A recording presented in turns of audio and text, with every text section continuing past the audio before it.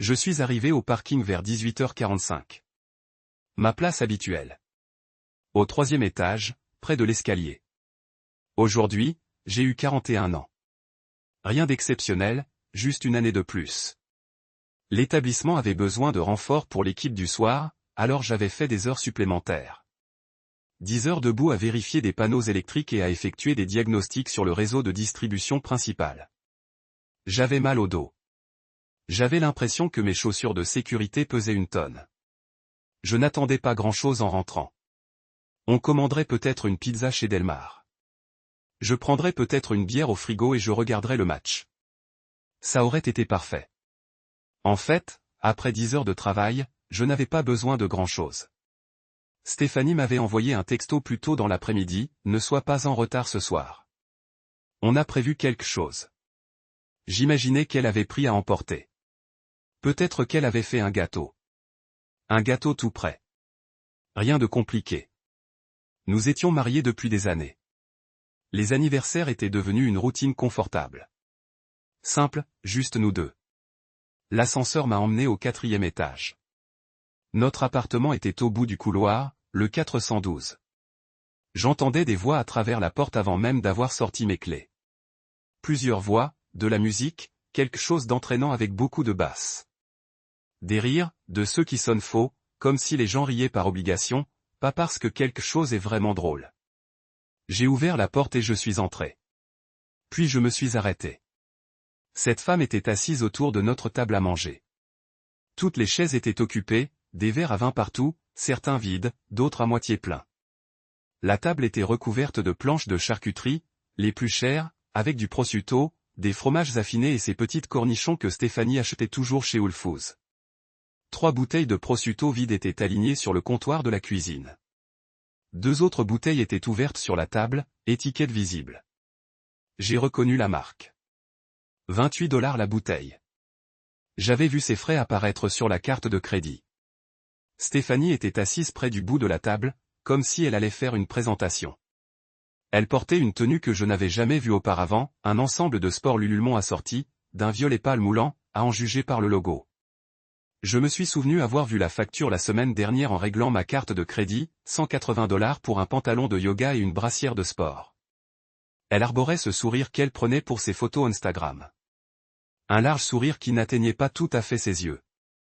Une performance professionnelle. Les autres femmes se sont toutes tournées vers moi en même temps, comme si elles avaient répété la scène. Elles avaient la même expression, complice, anticipatrice, comme si elles étaient toutes dans le coup, comme si elles attendaient mon arrivée pour que le spectacle puisse enfin commencer. J'ai reconnu la plupart de leurs visages grâce aux réseaux sociaux de Stéphanie. Elle publiait régulièrement des photos de son groupe de bien-être. Alexis Brennan était assise en bout de table, à la place que j'occupais habituellement lors de nos dîners. Elle était propriétaire d'un studio de fitness à Clayton. Elle semblait être la meneuse de ce groupe. À côté d'elle se trouvait Meredith Walsh, divorcée depuis environ 6 mois. J'avais entendu Stéphanie lui parler plusieurs fois au téléphone, à propos de son ex-mari possessif. Olivia Kent était là aussi, plus discrète que les autres, observant attentivement la scène. Jessica Pierce était assise près d'Alexis, penchée vers elle comme si elles étaient complices. Nicole Ramsey avait son téléphone à la main, pointé vers le centre de la pièce, probablement en train d'enregistrer. Elle était influenceuse bien-être sur Instagram. Kimberly Foster était l'amie de Stéphanie depuis la fac, 15 ans. Et puis il y avait Amanda Brox, que je n'avais vue qu'en photo quelquefois. La petite dernière du groupe. « Salut », dis-je enfin en posant mes clés sur la console de l'entrée, à côté d'un verre à vin oublié là. Je ne savais pas qu'on avait de la visite ce soir. Stéphanie se leva, lissant sa tenue et ajustant le bas de sa brassière de sport. Même si elle était déjà parfaitement assise, elle se redressa, le menton relevé, les épaules en arrière, comme si elle s'apprêtait à prononcer un discours important. « Surprise », dit-elle. Mais le mot sortit d'un ton sec, loin d'être joyeux. « On organise une petite fête pour ton anniversaire. » La façon dont elle le dit, l'insistance sur mon anniversaire, indiquait clairement que cette fête n'était pas vraiment pour moi. C'était du théâtre. Je n'étais qu'un accessoire. Alors, Rob, continua-t-elle en élevant la voix pour que tout le monde l'entende distinctement, il faut qu'on parle de certains changements. J'ai beaucoup réfléchi à notre relation ces derniers temps, à la responsabilité, à l'évolution, à ce que signifie être partenaire. Elle prit une feuille de papier cartonné sur la table, pas du papier d'imprimante ordinaire. Du papier cartonné. Elle était allée au magasin, avait acheté du papier cartonné, l'avait imprimé, mis en page, officialisé. J'établis des règles de base, annonça-t-elle. Des règles de base pour l'avenir de notre mariage. Les femmes à table se penchèrent en avant. Alexis avait les mains jointes devant elle, comme une thérapeute prête à prendre des notes. Meredith hochait la tête avant même que Stéphanie n'ait dit un mot. Jessica avait l'air impatiente, comme si elle regardait son émission préférée. Stéphanie s'éclaircit la gorge et commença à lire sa fiche. Règle numéro 1, à partir de maintenant, vous devez me prévenir avant de faire des projets avec vos amis. Je dois savoir où vous êtes, avec qui, à quelle heure vous rentrez. C'est une question de transparence et de confiance. Elle marqua une pause. Laissez-moi bien comprendre. Règle numéro 2, vous devez être plus présente émotionnellement. Cela signifie prendre de mes nouvelles tous les jours, parler de mes sentiments et de mes besoins, pas seulement des conversations superficielles, mais une véritable intimité émotionnelle. Nouvelle pause. Je voyais Nicole ajuster son téléphone pour s'assurer de tout filmer. Règle numéro 3, nous devons répartir les tâches ménagères plus équitablement. Je ne devrais pas avoir à vous demander de faire les choses. Vous devriez savoir ce qu'il y a à faire et le faire. Jessica acquiesça avec enthousiasme. Les limites sont tellement importantes, dit-elle à la table. Limites émotionnelles, limites physiques, limites financières.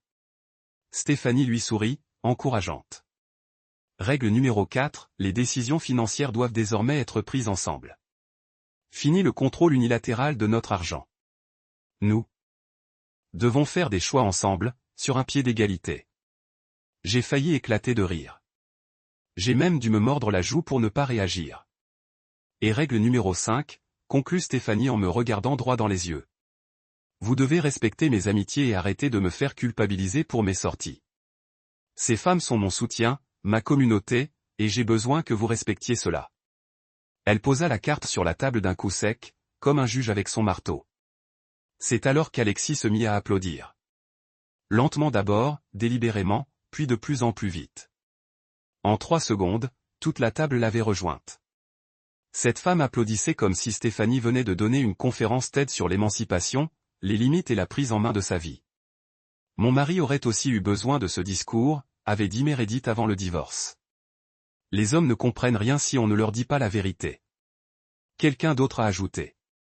J'ai observé chaque visage, ces expressions suffisantes, cette certitude absolue qu'ils avaient raison et que j'avais tort.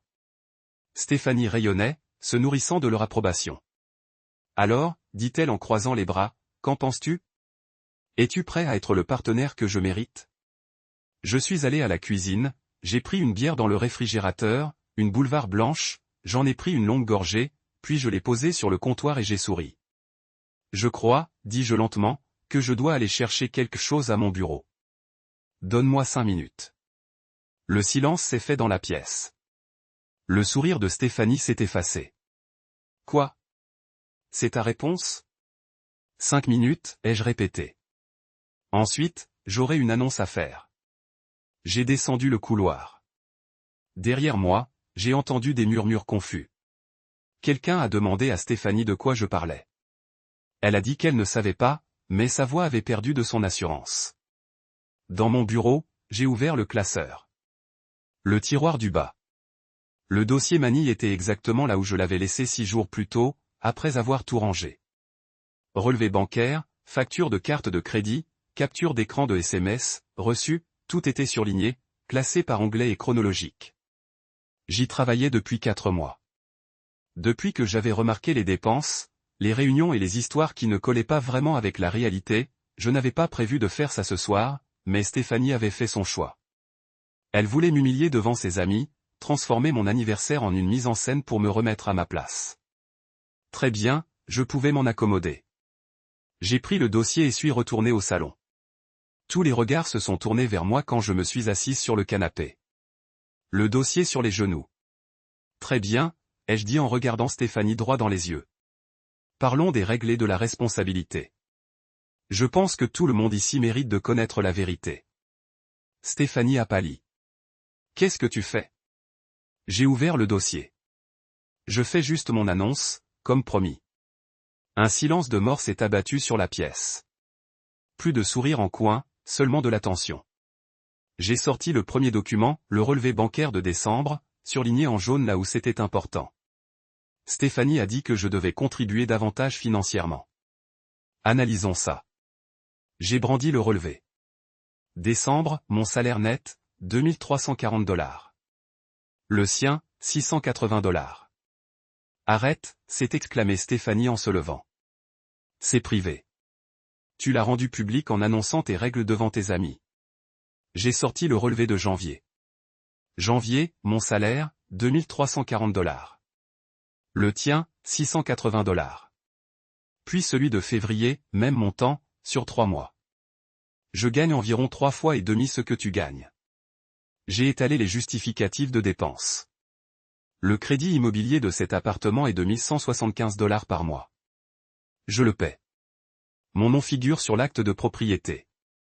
J'ai acheté cet appartement en 2019 avec l'héritage de ma grand-mère. Charge de copropriété, $245. À ma charge. Charge d'énergie, $180 en moyenne. À ma charge. Assurance auto pour les 2 véhicules, $195. À ma charge. Internet et streaming, $140. À ma charge. Courses, environ 6 cents par mois. Moi. Meredith fixait son verre de vin. Jessica avait cessé de sourire. Stéphanie tenta à nouveau, je travaille dur pour gagner mon argent. Vraiment? J'acquiesçai. 15 heures par semaine à donner des cours de yoga. Tu pourrais travailler plus, mais tu préfères ne pas le faire. Je sortis les relevés de carte de crédit. Dépenses de décembre, Lululemon, $340, Atleta, $220, soins au spa du Four Seasons, $3,85, Sephora, $167. Tout est débité de la carte que je rembourse intégralement chaque mois. Olivia se penchait en avant, lisant les documents de l'autre côté de la table. Janvier, Lululemon, $290, cours de Soulcycle, $380, autres soins au spa. Février, Atleta pour 10 jours, soins du visage, $295, addition de brunch, pour un total de $445. Je levai les yeux vers le solde mensuel moyen du groupe que je rembourse, $2100. Alors, quand elle dit que je dois contribuer davantage financièrement, elle veut dire que je dois arrêter de lui demander pourquoi elle dépense 3 fois son salaire chaque mois. Kimberly avait la main sur la bouche. Amanda regardait Stéphanie et moi, comme si elle essayait de comprendre ce qui se passait. C'est humiliant, dit Stéphanie d'une voix tremblante. Le jour de ton anniversaire. Et ce n'est que le début. J'ai sorti mon téléphone et j'ai ouvert le dossier des captures d'écran. Il y a environ 5 mois, j'ai remarqué que tu sortais beaucoup. Le mercredi après-midi, le samedi matin quand je fais des heures supplémentaires. Tu disais que c'était pour te constituer un réseau, développer ton réseau professionnel. Stéphanie pâlit. Le réseautage est important, disait Alexis chaque semaine. C'est vrai, acquiesçai-je. Sauf que ce n'étaient pas des réunions de réseautage. Je brandis mon téléphone. Des SMS entre Stéphanie et Craig Zimmerman, un ancien client de coaching personnel. Il se voit régulièrement depuis 5 mois. Tu as fouillé dans mon téléphone, s'écria Stéphanie. Ton téléphone était sur le plan de travail de la cuisine. Un message est apparu sur l'écran pendant que tu étais sous la douche. Je n'ai rien eu à vérifier. J'ai montré la première capture d'écran à tout le monde. 20 octobre. Craig à Stéphanie, super de se revoir aujourd'hui. On se voit la semaine prochaine à la même heure. Réponse de Stéphanie, oui. Le mercredi après-midi, c'est parfait. Rob travaille tard ces jours-là. J'ai étalé les reçus un par un sur la table basse. Panera Bread sur Delmar, 14 visites entre octobre et février. Coût moyen, $28. Starbucks à Clayton, 8 visites. Coût moyen, $18. The Fountain sur Locust pour le brunch, 3 visites le samedi matin. Pour un total de $673,82. J'ai regardé Stéphanie. Tout a été débité sur la carte de crédit que je rembourse intégralement chaque mois. Je finançais vos sorties. Ce n'étaient pas des sorties, a insisté Stéphanie, mais sa voix s'est brisée. Craig est un contact professionnel. On parle d'opportunité. Voyons voir ce que tu lui as dit à mon sujet. J'ai affiché d'autres captures d'écran. 5 décembre. Toi à Craig. Rob ne comprend tout simplement pas ce que j'essaie de construire. Il voit tout à travers le prisme étroit de l'argent. Je fais défiler. 19 décembre. Te parler me fait me sentir comprise comme je ne l'ai pas été depuis des années. 8 janvier. Il est toujours si logique. Parfois, j'ai juste besoin de quelqu'un qui comprenne la passion. 14 février, Saint-Valentin. Le dîner avec Rob s'est bien passé, mais je n'arrêtais pas de repenser à notre conversation d'hier. Le silence dans la pièce était suffocant. 28 février. J'ai continué à écrire à Stéphanie. Mon divorce a été prononcé hier. Je suis enfin libre. Je voulais juste que tu le saches. Réponse de Stéphanie, je suis si heureuse pour toi. Tu mérites mieux. Craig, toi aussi. Stéphanie a envoyé un emoji cœur. Olivia s'est levée brusquement, attrapant son sac à main. Je suis désolé.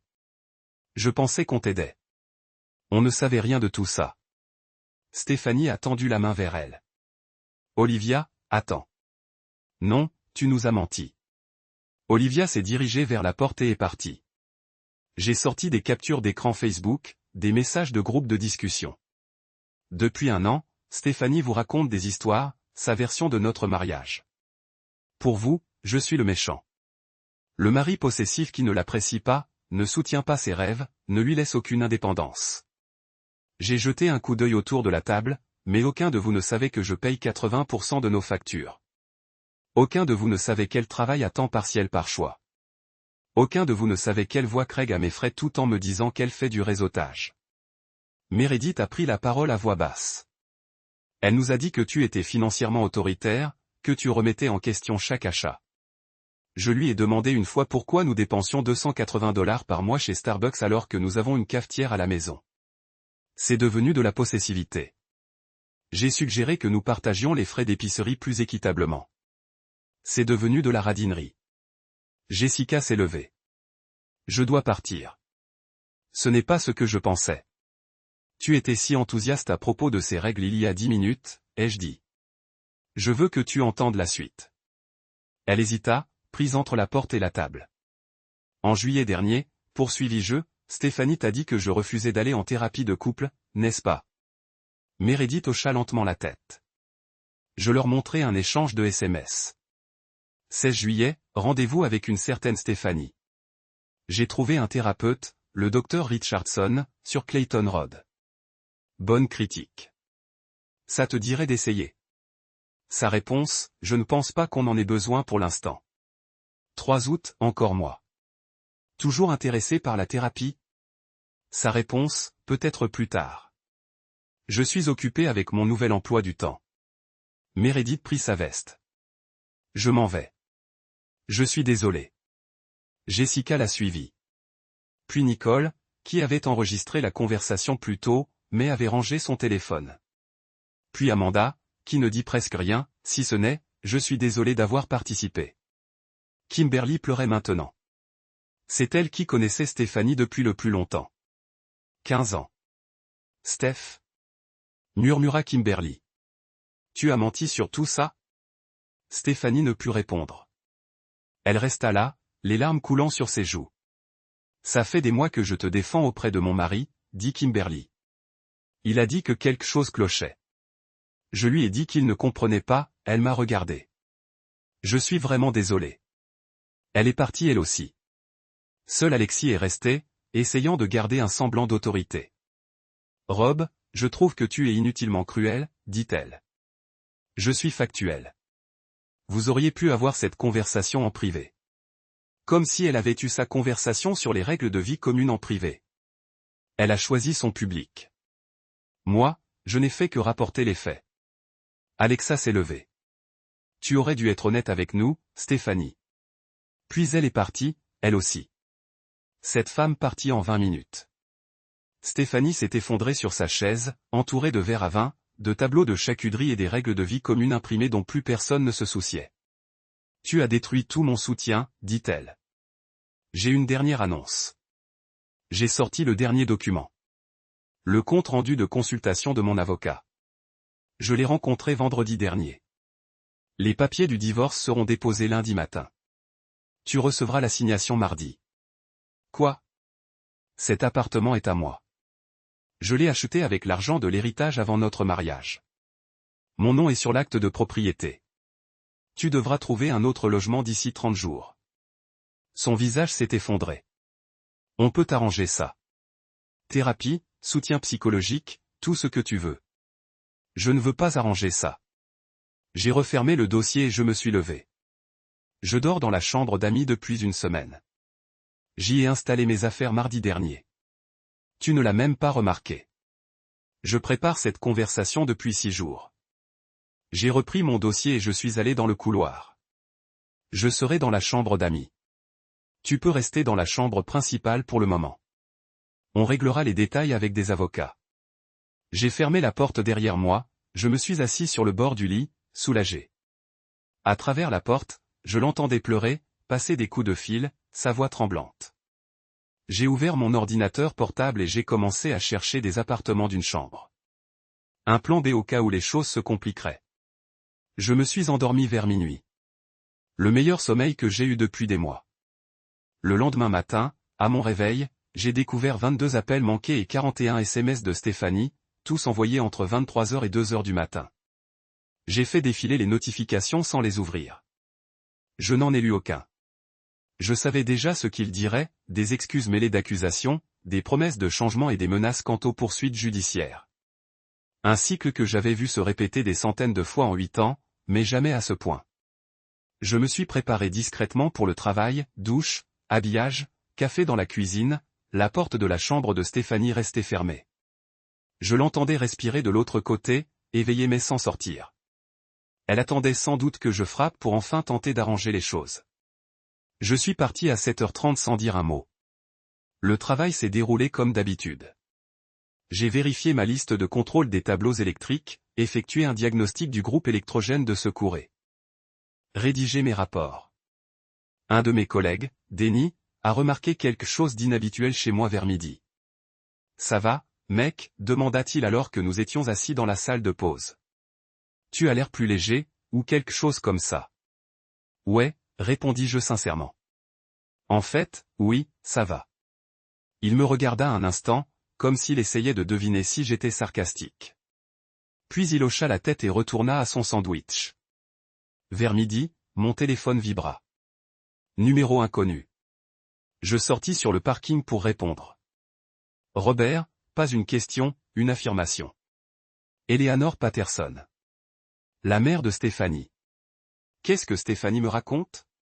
Si elle vous a dit que nous divorçons, Madame Patterson, ce n'est pas une affirmation.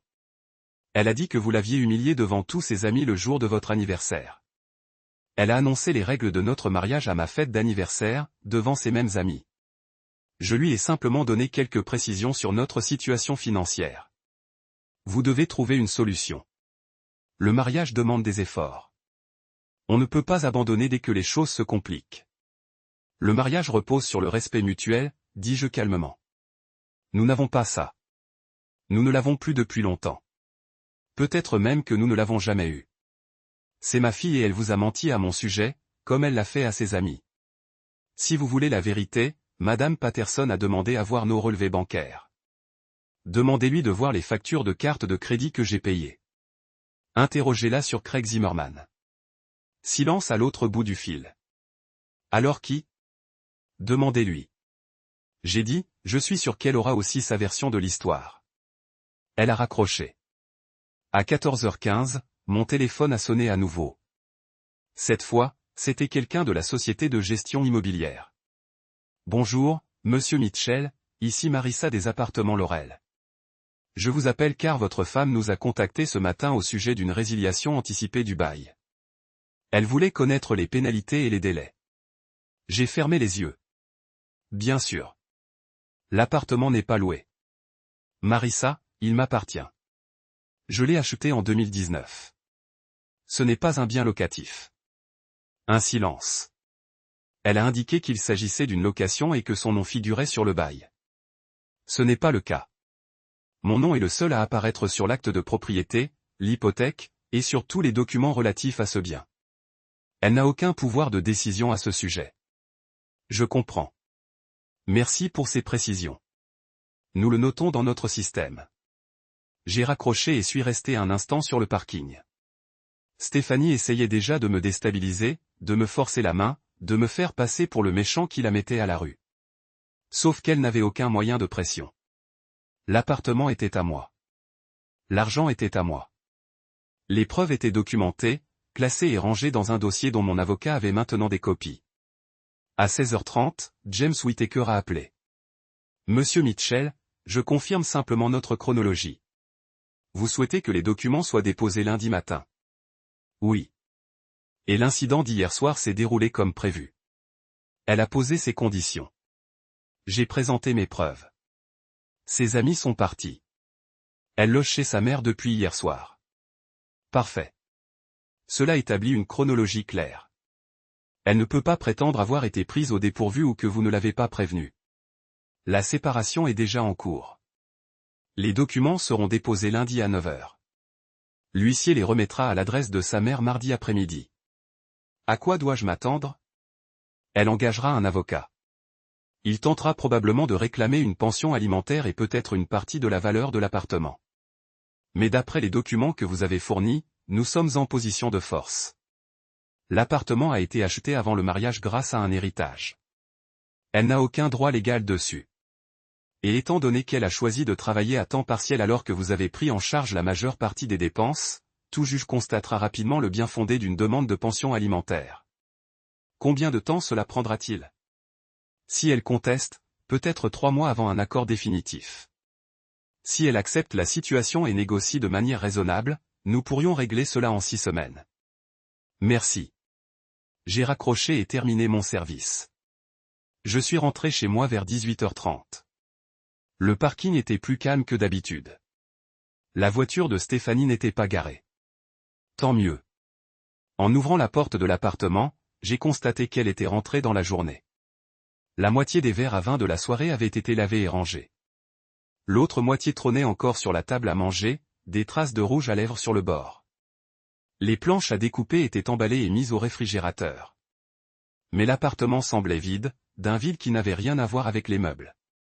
J'ai traversé le couloir jusqu'à la chambre principale. La porte était ouverte, des vêtements sortis du placard, des cintres éparpillés sur le sol. Les tiroirs de sa commode étaient ouverts, à moitié vides. Ses valises avaient disparu. Sa trousse de toilette aussi. Elle avait fait ses valises à la hâte, pris le nécessaire pour quelques jours et était partie. Sur le plan de travail de la cuisine, un mot écrit de sa main au dos d'une enveloppe, « Je dors chez ma mère. On en reparlera quand tu seras prête à être raisonnable. » Ça ne doit pas forcément se passer comme ça. Je l'ai lu 2 fois, puis je l'ai froissé et jeté à la poubelle. J'ai commandé une pizza chez Pi Pizzeria. Une grande, moitié pepperoni, moitié champignon. J'en ai mangé 3 par debout dans la cuisine en regardant le match des Cardinals sur mon téléphone.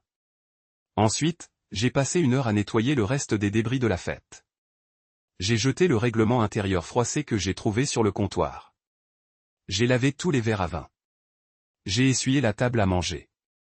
J'ai mis le reste de fromage au réfrigérateur même si je savais que je n'y toucherais pas. À 21h, l'appartement avait retrouvé son aspect normal, comme si la fête n'avait jamais eu lieu. J'ai remis mes affaires dans la chambre principale, mes vêtements dans le placard, mon chargeur de téléphone sur la table de chevet, mon oreiller à gauche du lit, là où je dormais toujours.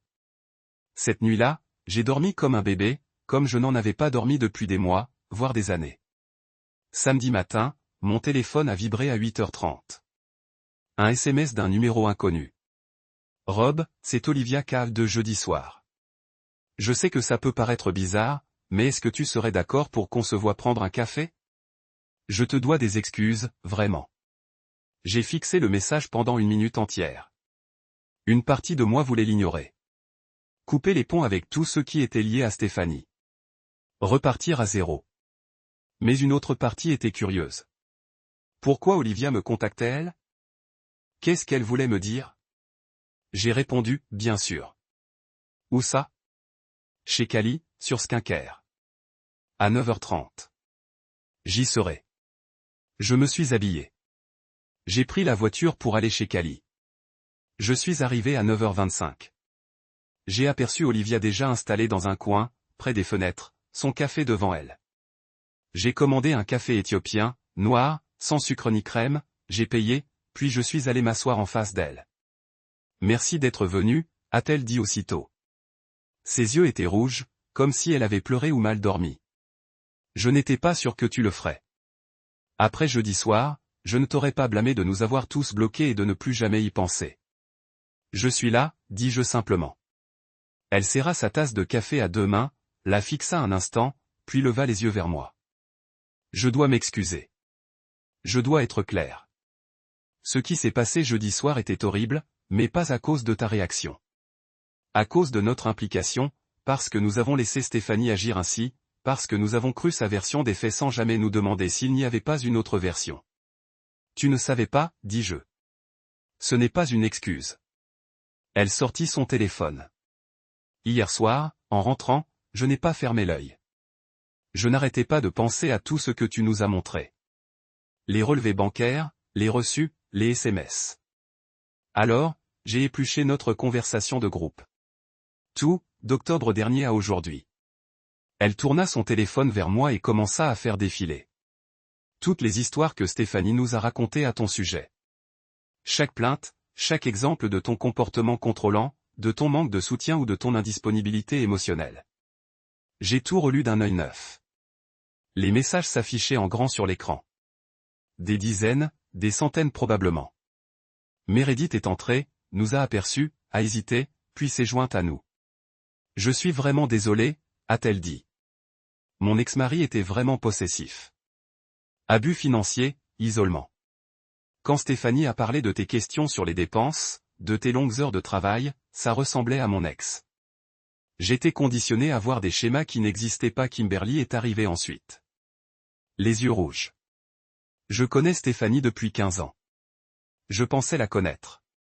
Elle m'a appelé hier soir. Elle m'a dit, tu l'as prise au dépourvu. Je lui ai demandé directement si elle avait menti au sujet des finances.